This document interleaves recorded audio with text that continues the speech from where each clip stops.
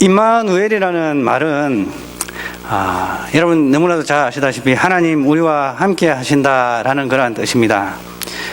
이 말이 나오게 된 역사적인 배경은 이러합니다. 그것은 바로 창세기 3장 15절에 올라갑니다. 인간을 타락하는데 절대적인 역할을 했던 이 사탄 마귀 옛 뱀 용에게 우리 하나님 아버지께서 선언을 하십니다. 내가 너로 여자와 원수가 되게 하고 내 후손도 여자의 후손과 원수가 되게 하리니, 여자의 후손이라고 말하는 것은 바로 동정녀 마리아를 통해서 나온 예수 그리스도를 이야기하는 것입니다. 여자의 후손은 내 머리를 상하게 할 것이요 너는 그의 발꿈치를 상하게 할 것이니라. 바로 우리 주님께서는 죽임을 당하신다라는 그런 말이 되겠습니다. 자, 이렇게 해서 이 구원자가 여인의 후손을 통해서 이 땅에 올 것이다 라고 이야기하고 있습니다. 자, 그러한 약속은 이스라엘 나라의 창시자인 이 아브라함에게 전달되었습니다. 아브라함을 부르셨고, 그리고 아브라함에게 너의 후손을 통해서, 너의 씨를 통해서 천하 만국이 복을 받게 될 것이다 라고 이야기하고 있습니다. 그리고 이 야곱은 자신이 임종 직전에 유다의 후손을 통해서 메시아가 날 것이다 라고 이야기를 하고 있습니다. 그리고 다윗에게 또한 이야기합니다. 너의 후손을 통해서 영원한 왕위가 이어질 것이다 라고 이야기하고 있습니다. 이 유다의 후손을 통해서 이 땅에 메시아가 날 것이다 라고 이야기했던 것입니다. 자, 그러한 가운데 이 유다라는 나라는, 이스라엘이라는 나라는 이 메시아를 이 땅에 오게 하는 그러한 나라였습니다. 그래서 먹는 것도 입는 것도 생각하는 것도 거룩하게 지내야 됐습니다. 왜냐? 메시아를 받아야 될 그러한 민족이기 때문에 특별했어야 됐습니다.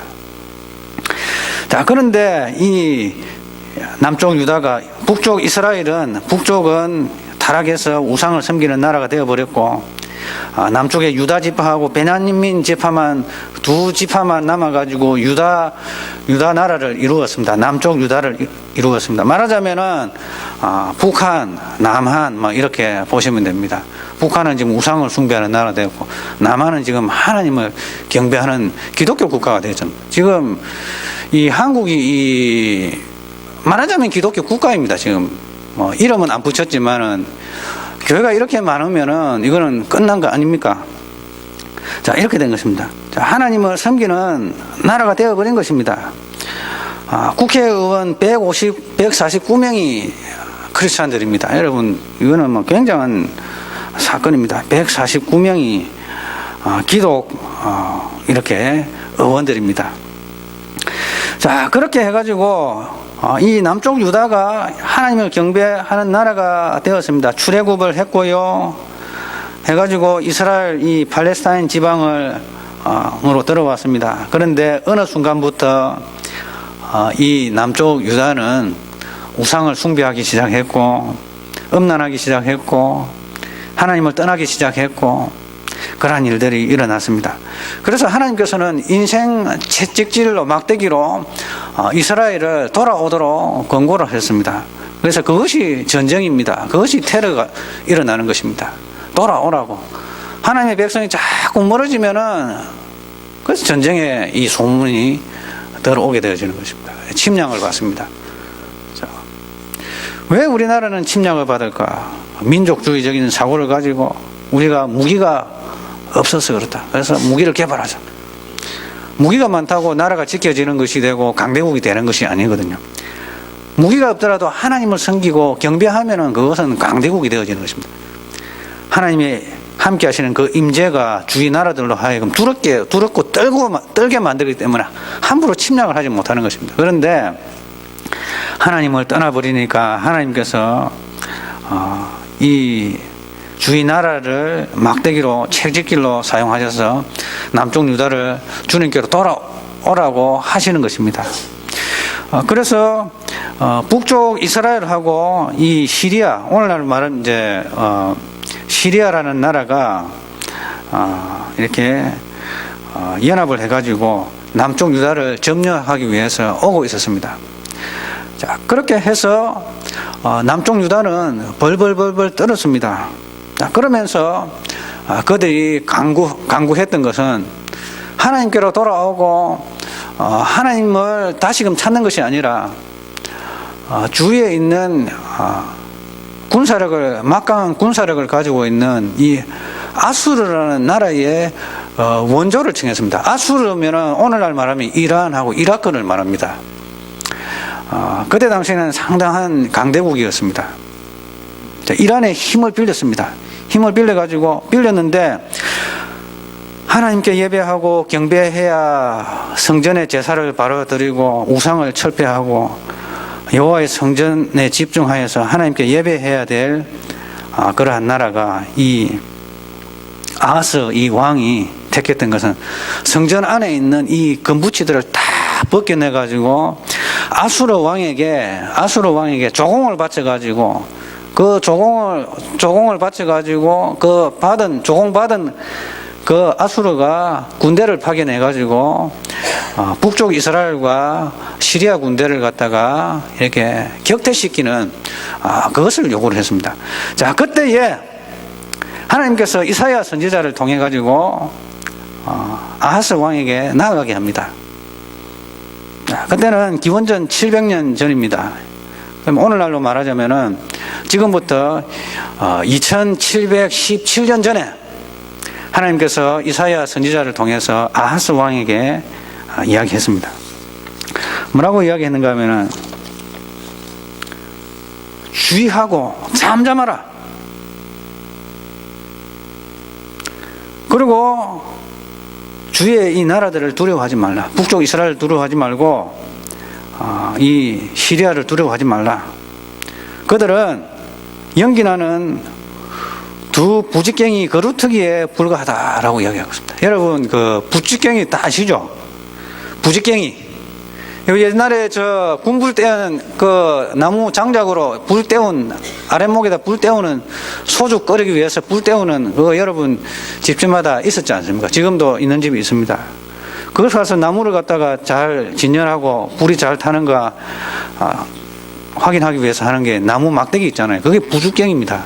부직갱이에 너무 오랫동안 하면 그 부직갱이가 타버리잖아요. 안 타기 위해서 빨리 빼는데 불이 붙어가지고 어떤 때는 재가 이렇게 돼가지고 끄트머리가 이렇게 연기만 나면서 이렇게 꺼지기도 합니다. 그 불타는 연기 나는 그 두 부직갱이에 불과하다. 두려워하지 말라. 라고 이야기했습니다.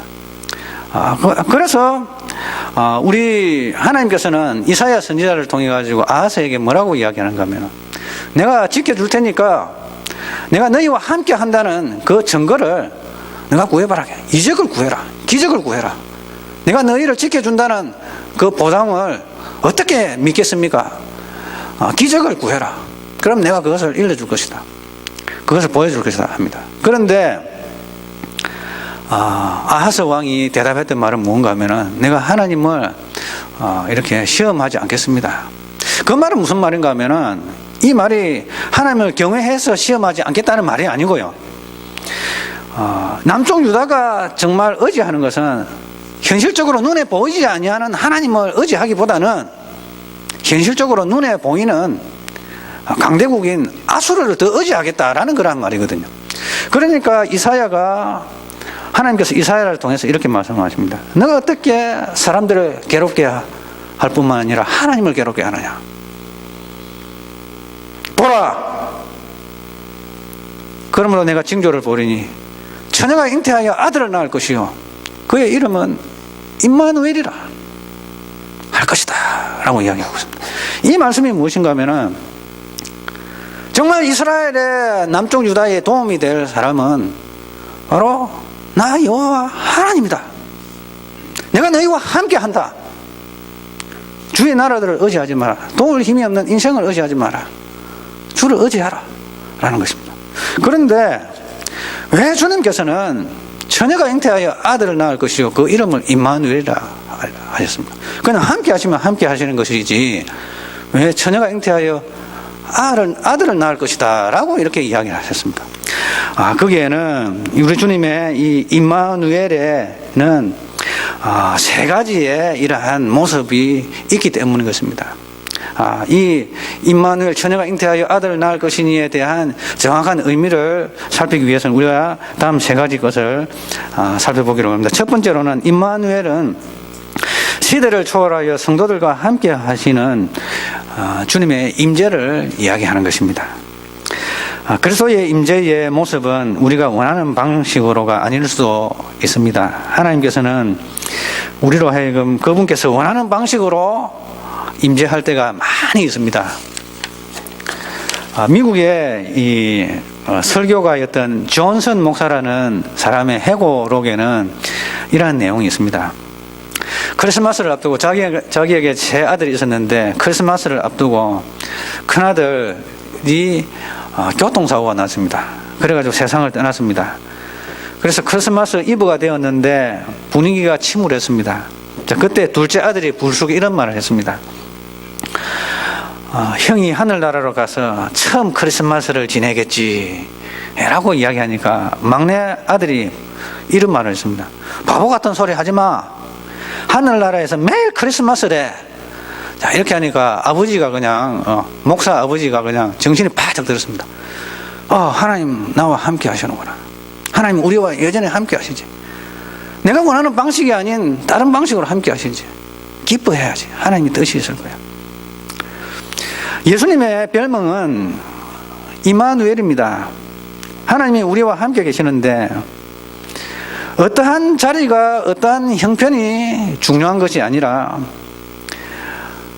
그곳이 어느 곳이든 하나님이 우리와 함께 하시느냐 하는 그 사실이 중요한 것입니다. 여러분 요셉을 보십시오. 요셉이 이스라엘에서 포로 형들에게 의해서 팔려가지고 애굽으로 갔습니다. 보디발의 집에 종살이를 했습니다. 보디발의 아내의 유혹을 뿌리시다가 이렇게 누명을 써서 감옥에 가게 되어집니다. 그렇게 해서 13년 동안을 종살이하고 감옥살이를 했습니다. 자, 그래 했는데 그런 가운데 분명 중요한 것은 하나님이 요셉과 함께 하셨다는 것입니다. 그 순간에도 요셉과 함께 했다는 것입니다. 그리고 다니엘을 보십시오. 다니엘이 포로로 잡혀갔습니다. 남쪽 유다 나라가 멸망을 당했습니다. 나라가 없어졌습니다. 바벨론으로 포로로 잡혀갔습니다. 이라크에게 이스라엘이 멸망당해가지고 이스라엘 민족이 이스라엘 백성들이 이란에 포로로 잡혀갔습니다. 말하자면 그렇습니다. 포로로 잡혀갔습니다. 잡혀갔는데 이 다니엘은 왕의 진미를 거부했습니다. 포도주를 먹지 않았습니다. 왕이 주는 고기를 먹지 아니했습니다. 채식을 했습니다. 그리고 누명을 썼습니다. 느부갓네살 왕을 30일 동안 느부갓네살 왕 외에 다른 신에게 예배하거나 기도하는 자는 사자굴 속에 넣는다. 그러나 그는 여전히 하나님을 찬양하며 감사하며 골방에서 2층 다락방에서 기도했습니다. 사자굴에 들어갔습니다. 그러나 그 자체를 보면 하나님이 안 계신 것 같지만은 그러나 우리 주님께서 다니엘이 있는 사자굴 속에 함께 하셨습니다.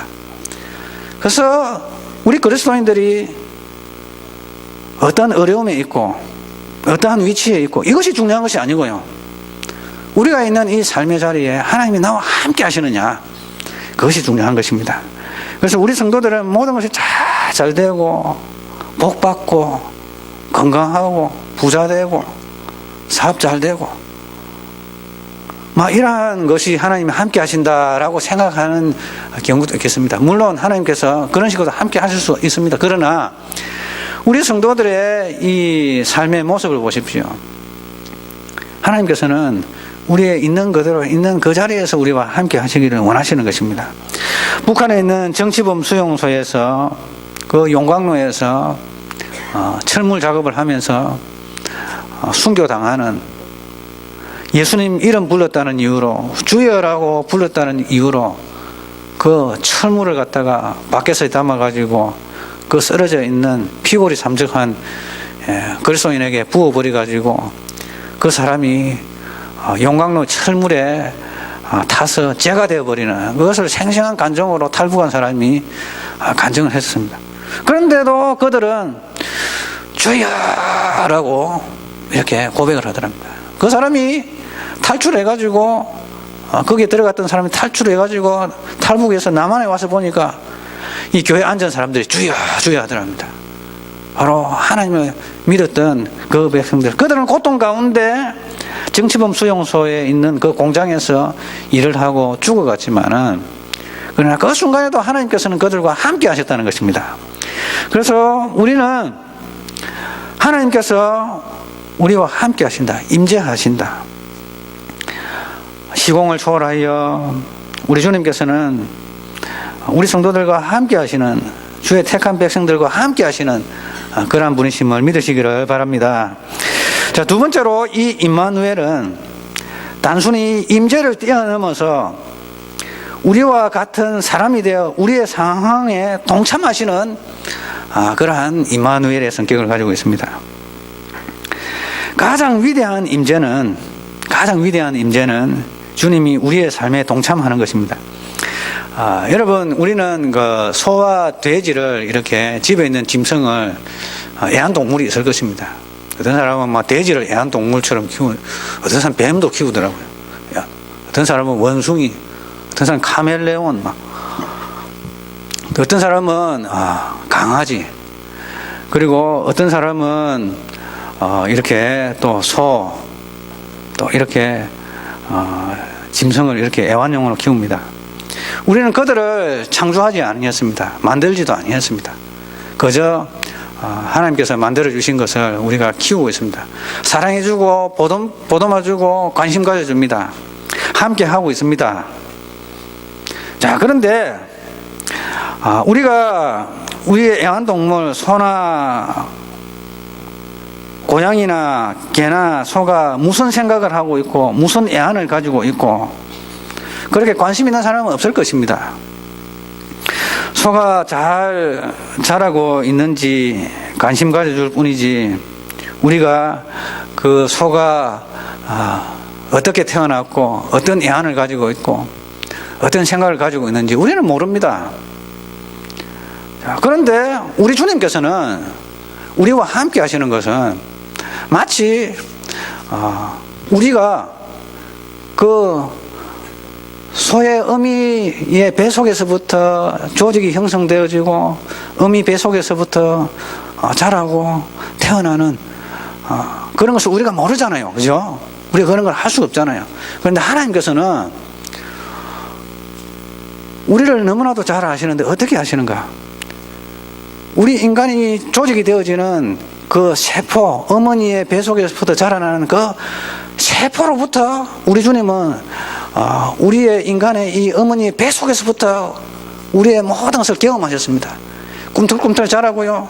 그 다음에 그 어머니의 배 속에서부터 세포가 형성이 되어지고 자라고 눈이 생기고 팔다리가 생기고 또 어머니의 배 속에서부터 양수를 터뜨리고 태어나고 어머니의 젖을 먹고 어머니가 주시는 밥을 먹고 뛰어다니고 넘어지고 그리고 아프고 병들고 또 심지어는 고통당하고 죽임을 당하는, 하나님께서 우리와 함께 하시는 것은 단순히 우리를 사랑해주고 우리와 함께 해주고 우리를 보호해주는 그러한 측면을 뛰어넘어서 우리가 똑같이 되어서 우리의 이 모든 것을 경험하신 그러한 분이시라는 것입니다.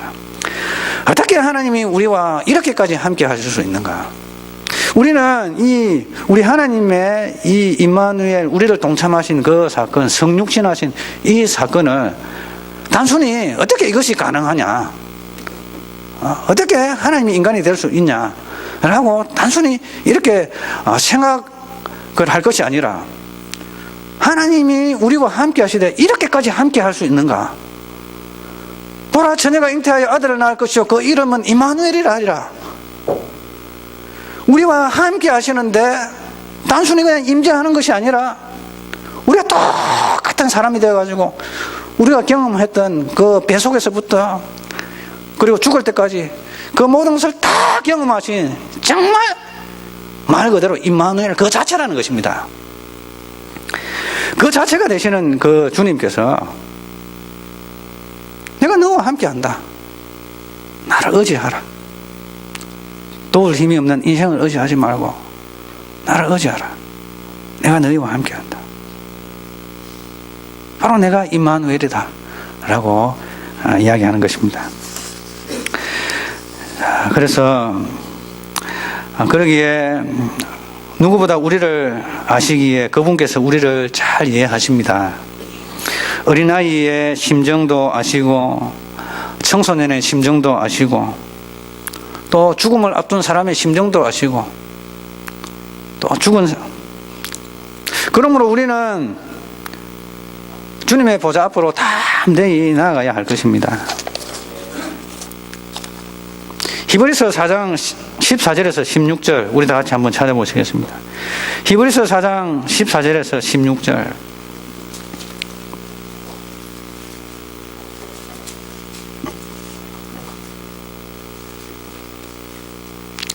한 목소리 읽겠습니다. 시작. 그러므로 우리에게 큰 대제사장이 계시니 성천하시니 곧 하나님의 아들 예수시라. 우리가 믿는 도리를 굳게 잡을지어다. 우리에게 있는 대제사장은 우리의 연약함을 동정하지 못하실 리가 아니요 모든 일에 우리와 똑같이 시험을 받으신 이로되 죄는 없으시니라. 그러므로 우리는 긍휼하심을 받고 때를 따라 돕는 은혜를 얻기 위하여 은혜의 보좌 앞에 담대히 나아갈 것이니라. 아멘. 왜 우리가 주님 앞에 구하면 우리 주님께서 응답해 주시고 우리의 사정을 아시는가? 주님께서 우리가 똑같이 경험하셨기 때문에 우리의 사정을 아신다는 것입니다.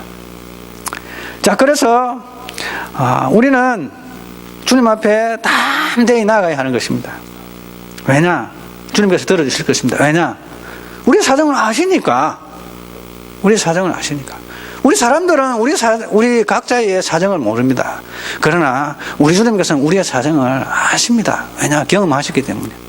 자, 우리 다 같이 따라 하시겠습니다. 주님은 우리의 사정을 아십니다. 나의 사정을 아십니다. 그러니까 우리가 주님 앞에 은혜를 간구하고 주님의 도움을 구할 때는 우리 주님께서 긍휼히 여기시는 것입니다. 왜냐? 우리가 똑같은 시험을 받으셨습니다. 자, 그런데 마지막으로 우리가 살펴볼 것은 임마누엘 되시는 우리 주님은 무엇인가? 우리와 똑같이 되셨지만은 우리가 할 수 없는 것을 해결하신 분이시다라는 것입니다. 따라 하시겠습니다. 주님은 해결자이십니다. 자, 우리와 같이 똑같이 이렇게 시험은 받으셨습니다. 그러나 우리 주님은 시험은 당하지 않으셨습니다. 시험은 받으셨으나 시험을 이기셨습니다. 왜냐? 죄가 없으시기 때문입니다. 그래서 우리 주님께서 하셨던 것은 이 죄 문제를 해결해 버리셨습니다. 죄가 없으시기 때문에 시험에 들지 않기 때문에 죄 문제를 해결해 버리셨습니다. 아담과 하와가 첫 조상이 죄를 지음으로 말미암아서 우리가 다 죄인 되어 버렸지 않습니까? 그런데 예수님께서는 우리와 같이 똑같은 인간이셨지만 죄가 없으신 최초의 분이시고 단 한 분이셨습니다. 그분이 십자가에서 못 박혀 죽으심으로 우리의 죄를 다 가지고 가버리셨습니다. 우리가 해결할 수 없는 그것을 우리 주님께서 해결해 버리셨습니다. 자, 그래서 우리 주님은, 우리를 창조하신 주님은 이렇게 우리와 함께 계시고 우리와 동참하시고 우리가 해결하지 못해서 지옥 형벌 갈 수밖에 없었던 우리의 이 죄 문제를 해결해 버리셨습니다. 그래서 우리 주님은 해결자가 되셨습니다. 자, 그렇기 위해서 우리 주님께서 반드시 천혜의 몸을 입고 이 땅에 인간으로 오셔야만 했던 그 이유는 우리 주님께서 함께 하셨고 동참하시고 동참하실 뿐만 아니라 우리 인간이 해결하지 못했던 그 근본적이고 가장 중차대한 그 일을 해결하시기 위한 해결자로 이 세상에 오셨던 것입니다. 그래서 처녀가 잉태하여 아들을 낳을 것이요 그 이름은 임마누엘이라 하리라. 우리 주님께서 육신을 입고 이 땅에 오신 그것이야말로 하나님께서 우리와 함께 하신 바로 그 절정이라는 것입니다. 우리를 창조하신 분은 이렇게 우리와 함께 계셨습니다. 그래서 이스라엘 남쪽 유다가 하나님을 의지하지 않고 도울 힘이 없는 인생을 의지하기 시작했을 때에 하나님께서는 인류 최초에 주신 그 약속을 기억하면서 내가 징조를 보여줄 것이다. 나는 하나님이다. 너희를 돕는 하나님이다. 너와 함께하는 하나님이다. 어떤 하나님이냐? 약속대로 오실 그 메시아, 처녀가 잉태하여 아들을 낳아서 너희들과 함께하여서 너희 인류를 구원할 그러한 자로 오실 그러한 임마누엘이다. 이것이야말로 바로 이러한 완전한 임마누엘이다. 오실 메시아 바로 그분이다. 나는 임마누엘이다. 어떤 임마누엘이냐? 보라, 처녀가 잉태하여 아들을 낳을 것이요 그 이름은 임마누엘이라 하리라. 하나님이 우리와 함께 하시다. 하나님이 우리와 함께 하심은 이렇게 깊이가 있는 것입니다. 단순히 임재하시는 뿐만 아니라 동참하셨고 우리 인간이 해결하지 못했던 그 죄의 문제를 해결하신 그런 해결자가 되어지시는 것입니다. 그래서 도울 힘이 없는 인생을 의지하지 말고 나를 의지해라. 나는 완전한 임마누엘이다. 너희들의 문제를 해결해 줄 수 있는 확실하게 해결해 줄 수 있는 유일한 해결자인 나를 의지하라 라고 우리 주님께서 하신 것입니다. 우리는 우리의 시선을 주님께 고정을 시켜야 되겠습니다.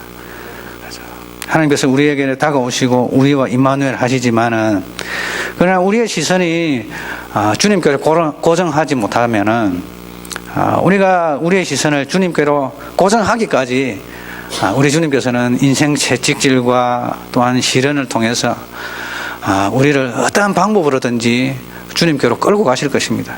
그래서 우리는 주님께서 우리와 함께 하시는데 우리는 주님을 의지하지 않고 우리의 시선을 주님께 두지 못하기 때문에 이것이 하나님께서 답답해 하시는 것입니다. 자, 그래서 우리는 이 성탄절을 맞이하여서 처녀가 잉태하여 아들을 낳을 것이요 그 이름을 임마누엘이라 하리라. 이를 번역하면 하나님이 우리와 함께 계시다. 이 함께 계심의 이 의미가 정말 함께 계시는, 정말 임마누엘, 하나님이 우리와 함께 계시는 것이 하늘과 땅도 어느 누구도 할 수 없는 그것을 하나님께서 우리를 창조하신 창조주께서 피조물 속에 들어오셔가지고 우리가 똑같은 사람이 되어서 우리를 이해하시고 그리고 우리가 해결하지 못했던 그 문제를 주님께서 직접 해결해 주시는 완전한 임마누엘. 주님의 이 임마누엘로 말미암아서 우리 모든 죄 문제는 해결이 되고 우리 하나님의 자녀로 회복이 되어지는 그러한 역사가 일어났던 것입니다. 그러므로 우리는 주님을 의지하고 신뢰하고 찬송하고 주께 영광 돌리는 그러한 삶을 살아가시는 저와 우리 성도님 되시기를 주님의 이름으로 축원합니다. 하나님 아버지 감사합니다. 임마누엘 되신 우리 주님을 찬송합니다. 우리와 함께 하시고 임재하시고 우리와 동참하시고 뿐만 아니라 우리가 해결하지 못하는 그 죄 문제를 해결하심으로 말미암아 우리를 구원하신 완전한 임마누엘 주님 우리와 함께 하시다. 이 위대한 이 사건을 우리가 경험하게 하여 주시고 우리 또한 주님께 시선을 집중하여서 우리 또한 주님과 동행하는 그러한 삶을 살도록 인도하여 주옵소서. 주님이 내 안에 내가 주님 안에 온전히 있어서 주님과의 만남과 교통 속에 살아가도록 주여 인도하여 주옵소서. 하나님 아버지, 이 성탄의 계절을 맞이하여서 주님 오심의 진정한 의미, 이 임마누엘의 깊은 뜻을 우리가 발견하고 더욱더 우리의 찬송이 깊어지게 하여 주시고 우리의 고백이 깊어지게 하여 주시고 우리의 순종이 깊어지게 하옵소서. 주 예수님의 이름으로 기도드립니다. 아멘. 광고 말씀드리겠습니다. 오늘은 성탄절 이브 날입니다. 그래서 오늘 축제 날인데요.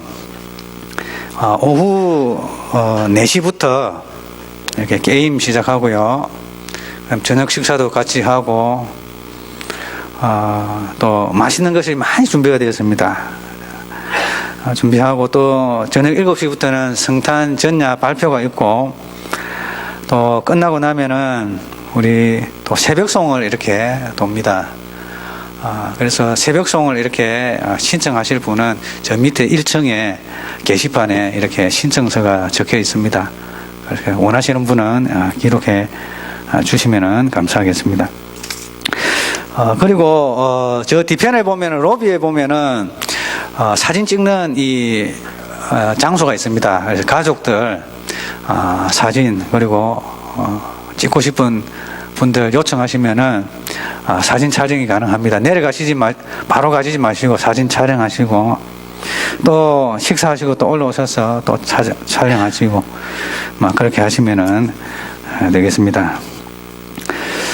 우리 동네 오케스트라가 1월부터 시작됩니다. 그래서 단원을 모집합니다. 관심 있으신 분은 뒤에 있는 신청서를 작성해 주시기를 바랍니다. 내일 성탄 예배가 이렇게 오전 11시에 있습니다. 그래서 내일 성탄 예배 시 차량 운행은 주일과 동일하게 운행을 합니다.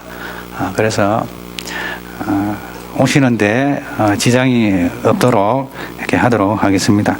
그리고 다음 주일 저녁은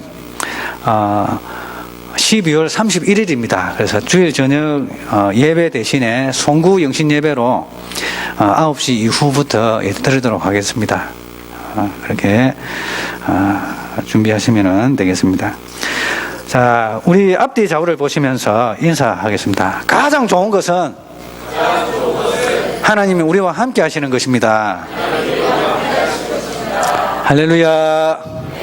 우리 다 같이 일어서서 주기도송으로 예배를 마치겠습니다.